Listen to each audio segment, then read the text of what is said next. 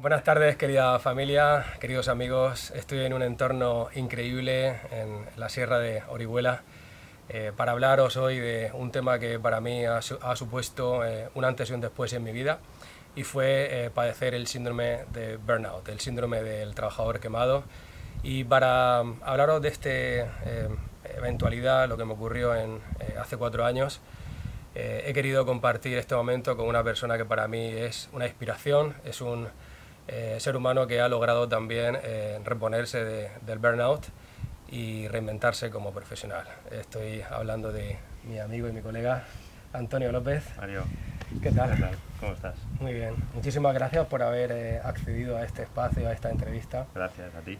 Y sobre todo en este entorno tan maravilloso. ¿Qué supone para ti estar aquí hablando sobre burnout? Hombre, además de estar en mi casa, fíjate que estamos en el entorno donde ahora paso parte de mi vida profesional. De hecho, bueno, esta mañana hemos tenido ahí una experiencia haciendo una actividad de montaña y bueno, pues para mí es una sensación muy gratificante el hecho de poder compartir contigo esa experiencia que nos une. Pues la verdad es que, y el hecho de que hayas venido aquí a casa es un lujo. Claro. Muchísimas gracias por invitarme, ha sido increíble caminar y sobre todo descender en rappel, disfrutando de este entorno tan increíble como es esta sierra, y sobre todo me he dado cuenta de lo importante que es la atención plena en lo que estás haciendo. Tú nos has guiado a través de ese recorrido de rappel, de Barranco Seco, y lo que he visto es que era muy importante el estar en el momento presente, concentrado en lo que tenías entre manos, sobre todo tú, que eras nuestro guía. Y me ha encantado la experiencia, así que muchísimas gracias.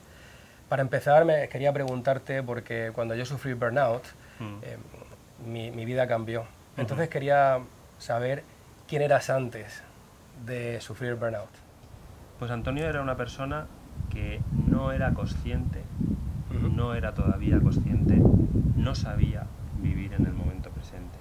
Siempre estaba adelantando acontecimientos, y sabemos que el cerebro no identifica y no distingue entre lo que está pasando en realidad y lo que está pasando por tu cabeza en ese momento. Las emociones que te genera son exactamente las mismas, ¿no? Pues Antonio era una persona que vivía por delante en el tiempo a nivel emocional. Entonces, claro, todo eso, ¿qué te genera? Te genera malestar mental, te genera malestar físico, te genera malestar a nivel social porque no eres capaz de gestionar tu entorno social, y claro, y ya cuando lo mezclas en el entorno laboral, si además en el entorno laboral pues se producen inputs que no están alineados con tus valores, que además se están produciendo faltas de coherencia entre el mensaje que se está transmitiendo en la empresa, en la compañía, con lo que realmente se está haciendo, pues claro, pues esto al final genera ahí un ruido interno muy grande que te lleva a ese proceso por el que hemos pasado. Recuerdo que cuando estaba padeciendo burnout, sufría a nivel físico, es cuando sentía que mi cuerpo estaba totalmente alterado. Y recuerdo que tenía problemas problemas estomacales, digestivos, tenía bruxismo, apretaba la mandíbula constantemente, tuve problemas también de caída de pelo, debilitamiento y también un malestar anímico. ¿Cuáles fueron para ti los síntomas más evidentes? Fíjate, fue curioso y me gusta la pregunta porque yo llegué a un estado en el que no era capaz de identificar lo que me estaba pasando. Wow. Lo daba como que era una situación normal. Hasta que un día, y esto es algo que, claro, cuando pasó, pues para mí fue el punto de inflexión, terminando duchándome, en ese momento estaba el agua caliente y yo empecé a sentir frío. Las manos yo sentía que temblaban, pero yo sabía que no se movían porque yo no las veía moverse, pero yo estaba sintiendo como unos temblores terribles. Y en ese momento era cada vez más frío. Tuve que llamar a mi mujer y decirle: oye, dime de verdad que las manos no me están temblando, porque yo para mí tengo temblores en las manos. En ese momento la sensación de tristeza que sentí en ese momento y de miedo por todo lo que estaba pasando a nivel físico fue el punto de inflexión que dije: aquí está pasando algo. Claro, este es el resultado de 2 años sin dormir, despertándote entre las 2:30 y las 3:30 de la mañana, conciliando el sueño a las 6, 6:30, pero claro, ya es ese momento en el que te levantas, empiezas a hacer tu rutina diaria, te pones en modo trabajo y sigues y sigues y sigues, ¿no? Claro, y al final todo esto va acumulando y en algún sitio tiene que salir. Y a mí me salió en ese momento. 2 días después, en una reunión, tuve que dejar la reunión porque me faltaba el aire, me ahogaba. No sabía por qué estaba pasando, que en ese momento era una presión total. Hacía así con las manos y tenía las manos completamente agarrotadas y además me faltaba el aire. Y yo en ese momento no sabía qué me estaba pasando. A nivel físico, ese momento en la ducha en la que sientes esa sensación tan desconocida y tan ilógica, y a nivel anímico, ¿también te sentías triste? Sí, sobre todo había una sensación, un sentimiento de insatisfacción constante. Nada era suficiente. Si trabajaba X, no era suficiente. Si, claro, no podía estar con mi familia, por lo tanto, también me autoculpaba y me culpaba por no poder estar con mi familia.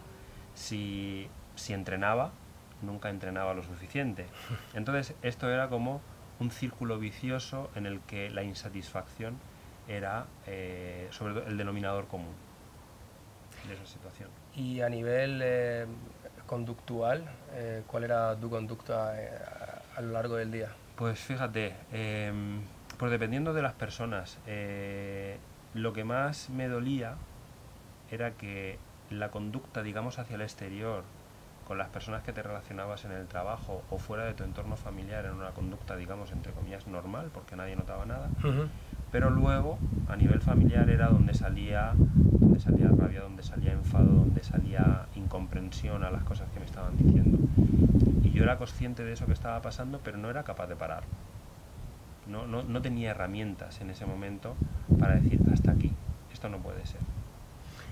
Entiendo que te encontraste como en un precipicio. A mí yo lo que sentí es que estaba al borde de un precipicio en el que estaba a punto de sacrificar o ya estaba sacrificando relaciones importantes, relaciones personales con mi familia, con mis amigos, y eso tiene un coste elevadísimo.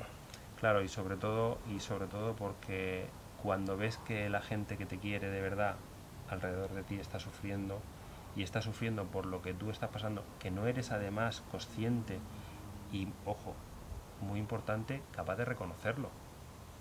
Porque cuando a mí me decían, oye, ¿qué te pasa? ¿Qué te pasa? No me pasa nada. Esto es normal. Entonces, esa incapacidad de reconocer esa propia vulnerabilidad que tenía en ese momento, eso va creando un círculo vicioso que es muy complicado salir de ahí. Me viene a la mente la rendición, el llegar a un momento en el que decir, me rindo y me entrego a lo que está pasando, acepto lo que me está ocurriendo y pongo medios para salir de aquí. Claro, ahí en mi caso concreto fue un proceso lento en el que yo tomé una decisión y era que iba a cambiar de vida. Me iba a dedicar a lo que yo realmente me apasionaba, que bueno, era mezclar pues, la formación, el coaching, el poder prestar toda esa expertise que tenía después de haber estado dirigiendo equipos durante muchos años para una empresa, pues poder prestar ese conocimiento a otras empresas, pero ya por mi cuenta, no mezclarlo con el deporte. A partir de ahí trazo un plan que me lleva unos 3 años para poder salir de la empresa y poder estar en la situación en la que ahora mismo estoy en camino de recorrer, y de ese emprendimiento que llegas y bueno, es otra situación que a lo mejor en aquella época te hubiera producido un estrés, y hoy te puedo decir que es un disfrute, una aventura, el hecho de poder estar digamos, descubriendo cosas todos los días y sobre todo pensando en lo que hemos hecho esta mañana, ¿no? Asumiendo ese riesgo y ese miedo que se siente, pero lo asumes de otra manera. O sea, he conseguido aprender a cómo gestionar todo eso de una manera real, de una manera honesta, sin ser autocomplaciente conmigo mismo, y además, sobre todo, siendo muy honesto conmigo mismo, decidiendo qué, cómo y cuándo quiero hacer las cosas. Antonio, ¿cuáles crees que son los factores que propician el burnout en el entorno laboral? Pues es una pregunta que, fíjate, con todo lo lo que estamos trabajando ahora mismo y con las empresas que estoy trabajando, tiene que ver con los comportamientos de la propia persona, las fuerzas internas que hacen que le muevan, que hacen que esa persona se mueva, y también su capacidad de inteligencia emocional, es decir, su nivel de inteligencia emocional, cómo se gestiona a nivel intrapersonal e interpersonal, a nivel de autoconocimiento, de autogestión, de autocontrol, pero también tiene que haber una coherencia y un alineamiento entre los valores de la persona y los valores de la empresa, del proyecto o de la compañía.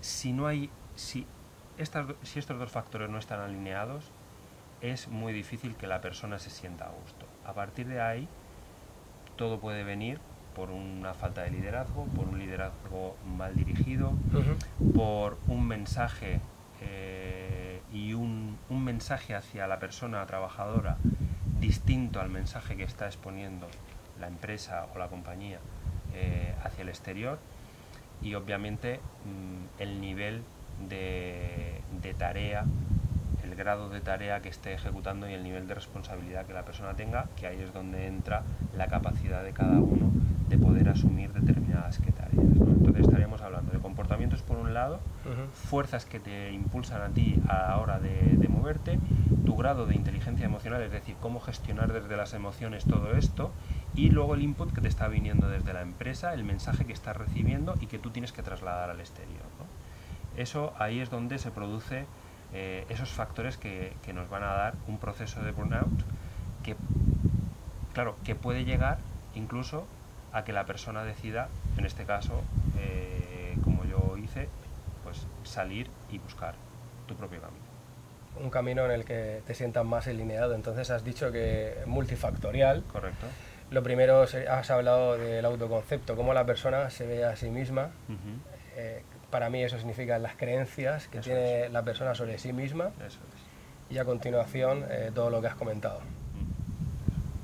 A nivel de creencias es muy importante tener en cuenta que las creencias son, o yo siempre las he entendido desde el mundo del coaching, como algo que está grabado a fuego, como algo que está tatuado en tu ser, ¿no? Dentro. Y es complicado, o sea, tiene que haber un compromiso muy grande de la persona para variar esas creencias, y el trabajo incluso puede ser tan doloroso que a veces hay que también gestionar esto, ¿no? Pero a nivel de comportamiento, sabiendo las fortalezas y las debilidades a nivel de comportamiento y sabiendo qué es lo que te mueve, todo esto son competencias que sí que se pueden trabajar. Y a nivel de inteligencia emocional, todo esto también se puede trabajar. Es decir, que podemos llevar las creencias, reconducir las creencias, no cambiarlas, pero sí reconducirlas para hacer una mejor gestión y evitar todo esto. Reconducirlas para mí también significa resignificarlas. También, correcto. Darle un sentido diferente, más posibilitador, que me permita alcanzar los objetivos no solo personales, sino en el entorno laboral. Claro, correcto, porque en el entorno laboral no hay desarrollo profesional sin desarrollo personal. Estos dos factores van unidos. Ni hay desarrollo personal sin desarrollo profesional. Entonces, es bidireccional. La retroalimentación que se produce ahí es bidireccional. ¿Qué papel tiene el líder a la hora de identificar los elementos que propician el burnout? ¿Y qué elementos puede introducir para reconducir esa situación en la que una persona está padeciendo síntomas de burnout dentro del equipo, en el entorno laboral, para regresar al bienestar? Fíjate, la figura del líder, el liderazgo en las empresas, yo siempre lo pongo desde dos puntos de vista. Uno es el nivel de gestión y de planificación, que obviamente es las principales funciones de un responsable de equipos, de un líder, de un CEO, de un presidente ejecutivo o simplemente de un mando intermedio. Pero luego, esa persona, si tiene personas a su cargo o si tiene un equipo de trabajo, tiene que gestionar a través del liderazgo. Y el liderazgo no significa dirigir, significa acompañar, significa ayudar a esas personas a crecer, significa servir a esas personas. Entonces, el hecho de que el líder sea capaz, tenga la capacidad de visualizar qué es lo que está pasando en el equipo, para que sus personas, su equipo, esas personas que le están dando a él los resultados, sean capaces de manejar el nivel de estrés, que obviamente hay que tener un cierto nivel de estrés que nos va a hacer mejorar como personas y como profesionales y obtener esos resultados. Pero el líder ha de ser consciente de qué está pasando para que haya determinados miembros del equipo que es posible a los que estemos sobrecargando o que estén viviendo las situaciones de una manera distinta. Para ahí, el autoconcepto del líder es muy importante, la formación del líder es muy importante, la gestión de estilos de liderazgo, entendiendo el liderazgo situacional. Liderazgo situacional entendemos sabiendo adaptar el estilo de liderazgo a cada persona dependiendo de la tarea y de la situación que estamos viviendo en el momento del equipo. Claro, esta capacidad, que parece fácil, es muy complicada. Entonces, ahí es donde el líder tiene que ser menos gestor, menos planificador y más estar con las personas, preocupándose de ver cómo funciona su equipo. ¿Qué elementos un líder puede introducir para reducir ese estrés cronificado en los colaboradores? A mí se me ocurre, por ejemplo, una escucha empática. Claro, sobre todo empática desde el punto de vista y en el factor que a ti realmente te resuene dentro. Porque la escucha empática va a venir después de una pregunta, y la pregunta tiene que ver con qué te mueve a ti. Es decir, si tú eres una persona a la que le relaja hablar de lo que haces en tu tiempo libre, el líder debe saber que te ha de preguntar en un momento determinado qué haces en tu tiempo libre, porque de esa manera tú vas a soltar y va a conseguir que tú te relajes y que tú entres en la dinámica de a lo mejor hablar un tema concreto a nivel profesional, ¿no? Pero tú a lo mejor eres una persona que eres objetivos, pues vamos a hablar de objetivos. Entonces el líder tiene que saber qué tiene que preguntar y cómo tiene que escuchar. Esa escucha empática parte de la pregunta.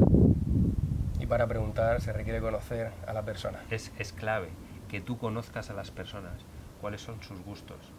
Mira, hay un detalle que cuando tú ves a un líder que sabe cuándo cumplen años los miembros de su equipo, ahí eso te está dando una razón. Y sobre todo, ya no solo cuando cumple años, sino que además les manda una felicitación de cumpleaños. Ahí ya te está dando que tiene un foco en la persona, está poniendo en valor a la persona, y esto no significa que luego no dejes de exigir los resultados y exigir el rendimiento, pero la persona necesita saberse valorada y saberse que hay alguien que se preocupa por ella en el entorno profesional. A mí me ocurrió que yo, en la empresa en la que trabajaba, tuve experiencias increíbles con personas. Ahora que estamos hablando de personas, conecté a un nivel humano maravilloso con ciertas personas, no solo de mi empresa, sino de todo el entorno laboral. Pero acabé renunciando al trabajo, acabé marchándome. ¿Por qué crees que se marchan las personas de las empresas? Las personas se van de las empresas, no se van de las empresas, no se van de los proyectos, se alejan de otras personas. Wow. Es decir, tú sacrificaste un proyecto, sacrificaste el bienestar de estar, posiblemente porque había una figura que era la que te hacía rechinar continuamente, claro, y de la que tú dependías. A lo mejor, no sé si este fue el caso, pero yo estoy convencido de que las personas no se marchan de las empresas, se alejan de las personas, de la empresa, de alguna persona de la empresa. Me encanta eso porque no lo había visto desde ese punto de vista y creo que en parte tiene razón, en gran parte tiene razón. En mi caso no me sentía alineado no solo con el proyecto, el para qué de la empresa.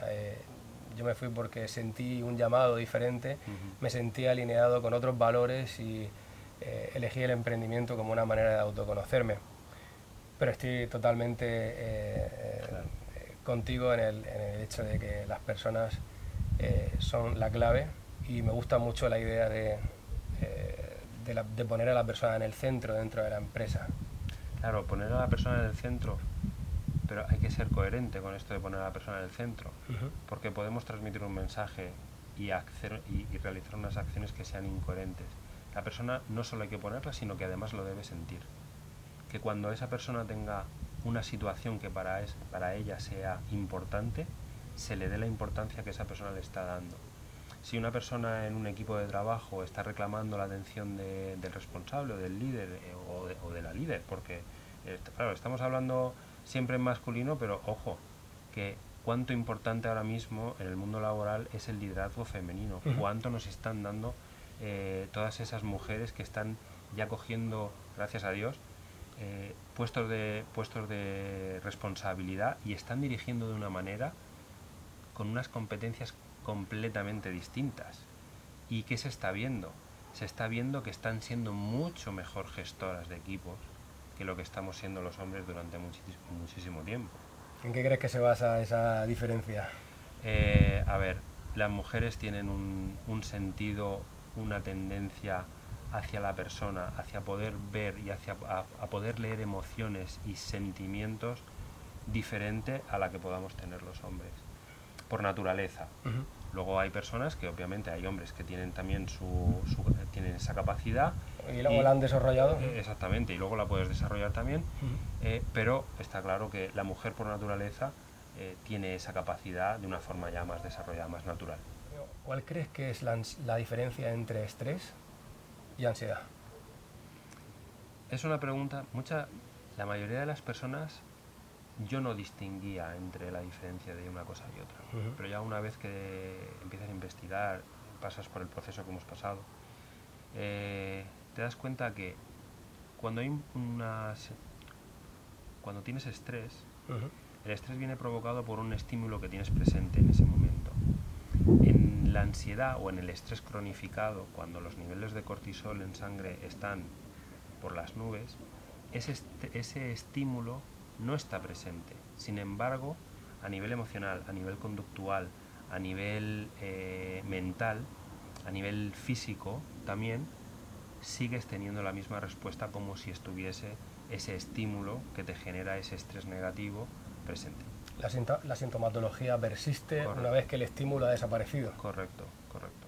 Antonio, recuerdo cuando estaba en la vorágine del trabajo, en esa rueda de hámster, y por un lado, a nivel consciente, sabía que algo estaba haciendo mal, que no podía estar destinando todas mis energías, todo mi tiempo al trabajo, que me llevaba el trabajo a casa. Lo sabía, a nivel consciente era evidente para mí, pero había algo que me impulsaba a no ser capaz de parar, a no ser capaz de salir de ahí. A nivel inconsciente había algo, pero no sabía qué era. Y muchas veces me preguntaba, ¿qué beneficio estaré teniendo por entregarme de esta manera al trabajo? ¿Cuál crees que puede ser el beneficio de una persona que está en pleno burnout, pero aún así sigue y sigue y sigue?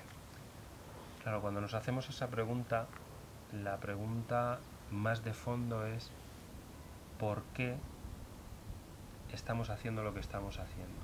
¿Qué estamos buscando? Estamos buscando ese reconocimiento. Venimos de una cultura en la que tiempo, esfuerzo significa valía.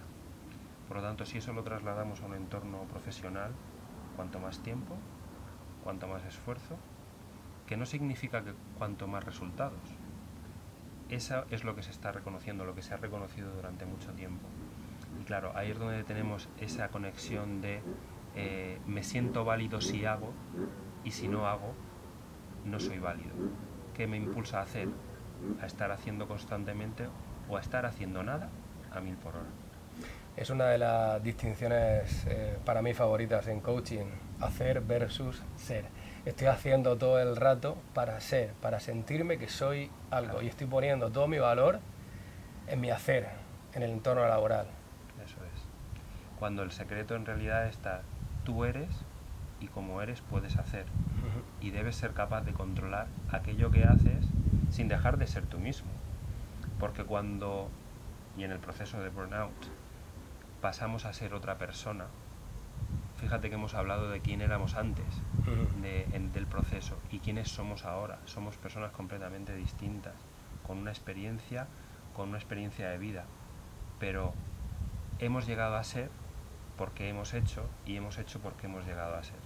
Antonio, recuerdo una de las cosas que más sufrimiento me generó fueron las expectativas. Había momentos en los que esperaba que alguien se ofreciera, que alguien me echara una mano, que alguien respondiera, y nunca ocurría.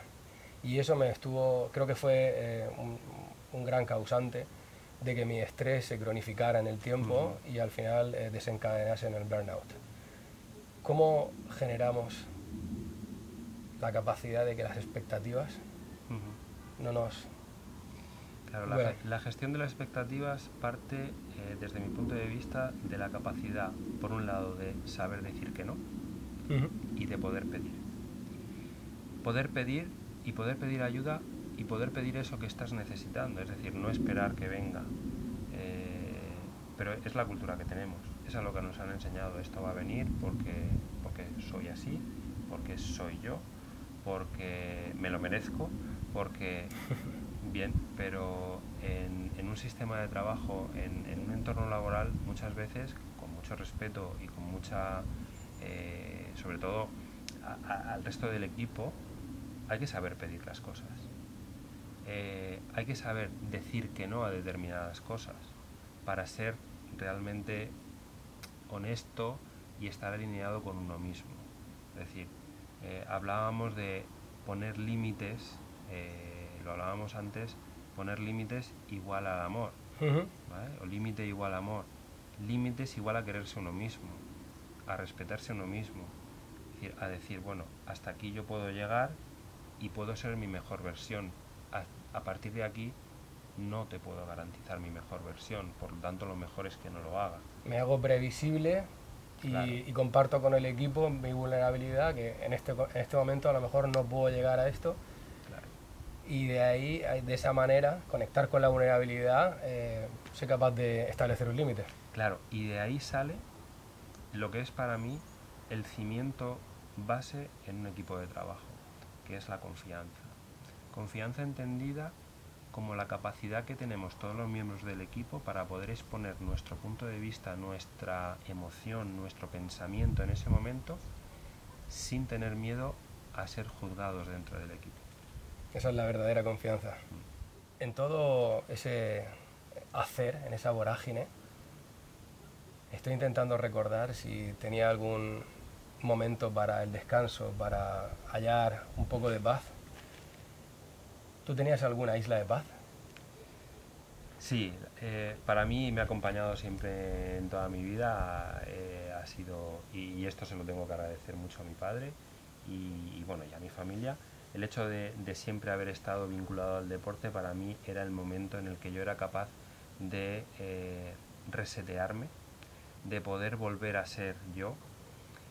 Sí que es cierto que una vez, y por un grave accidente, una vez que paró el poder hacer deporte de manera regular, esto originó que yo perdiera uno de los pilares más importantes que tenía para poder recomponerme, resetearme y poder regenerarme de forma interior y poder seguir rindiendo y siendo pues una persona que podía gestionar todo ese nivel de tarea, ese nivel de estrés, etcétera, etcétera. Cuando esto desapareció, ahí fue donde vino la peor parte del proceso. ¿Y cuál fue la peor parte del proceso? La peor parte del proceso fue pues estar 4 meses prácticamente sin moverte, porque literalmente me partí por la mitad, me fracturé la pelvis, y a partir de ahí el proceso de recuperación fue lento, fue arduo, y el hecho y esas emociones y esos pensamientos que además que estaban ahí se fueron incrementando, y a raíz de ahí fue cuando me vino la mayor crisis y lo que te he contado antes de la crisis en la ducha y en aquella reunión en la que yo perdí la capacidad de respirar. ¿Esa isla de paz entonces era el deporte? Para mí sí, para mí era algo que... El deporte y estar en la naturaleza. Estar aquí. Estar aquí. Era mi vía de escape. ¿Y qué hábitos empezaste a implantar o a recuperar una vez que ya pudiste...?